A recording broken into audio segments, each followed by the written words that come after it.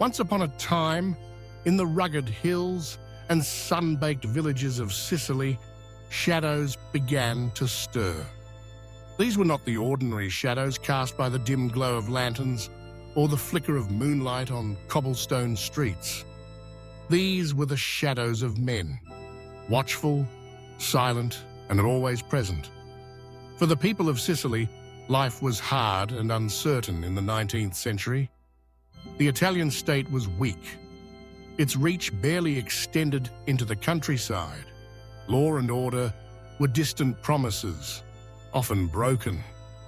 In the absence of reliable protection, ordinary Sicilians found themselves turning to a new kind of authority, one that demanded loyalty, silence, and tribute. These early protectors, born out of necessity, would plant the seeds of an organization that would cross oceans and continents, eventually rooting itself in the heart of America's largest cities. Today, we follow that journey, tracing how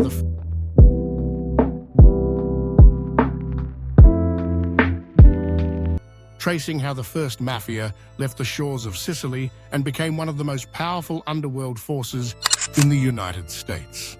In 19th century Sicily, the landscape was shaped as much by violence and poverty as by the rolling hills and olive groves.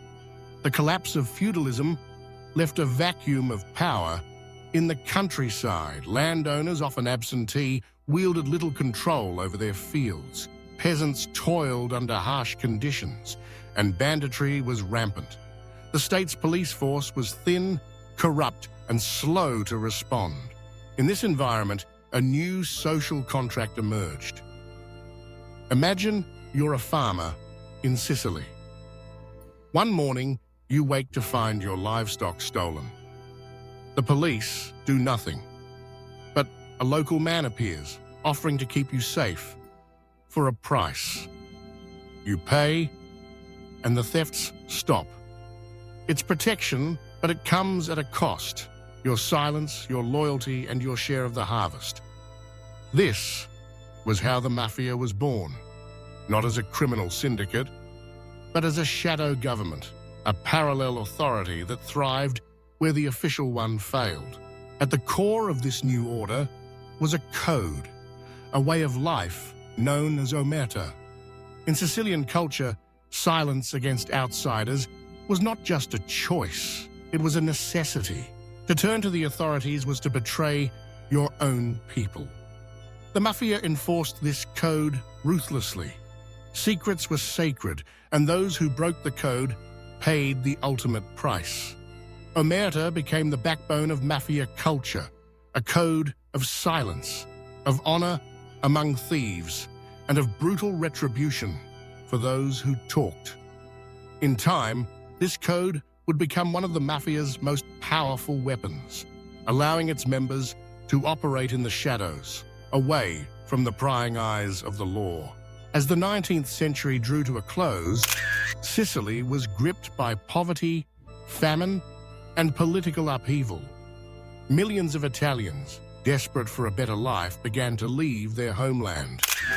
Between 1880 and 1920, over 4 million Italians crossed the Atlantic, seeking new opportunities in America. Among these immigrants were honest laborers, craftsmen, and families.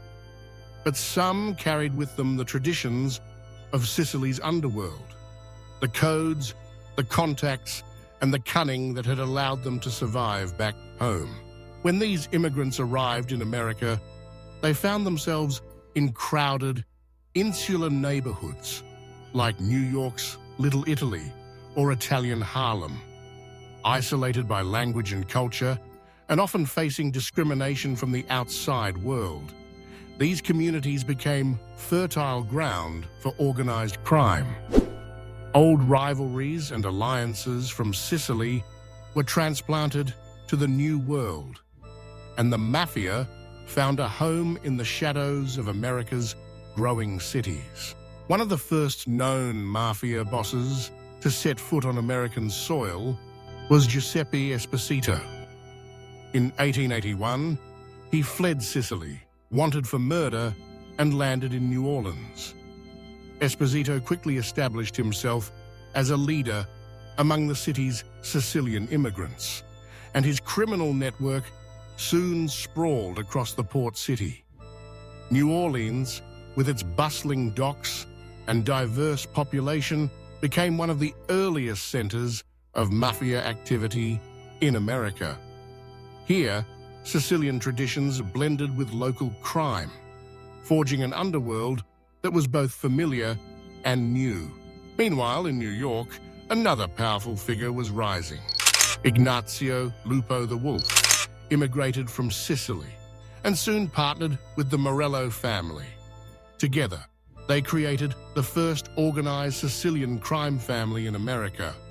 Lupo didn't just bring a suitcase, he brought codes, networks, and a way of ruling through fear.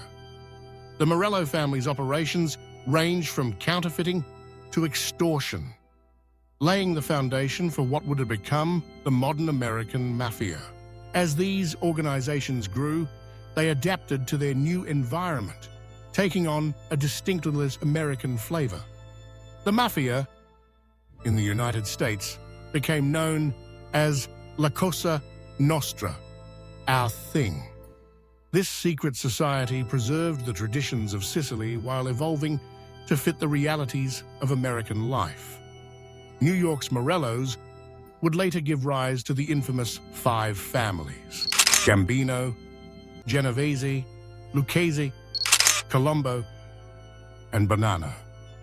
Chicago, New Orleans, and other cities saw the rise of their own powerful groups, all connected by a shared heritage and a common code.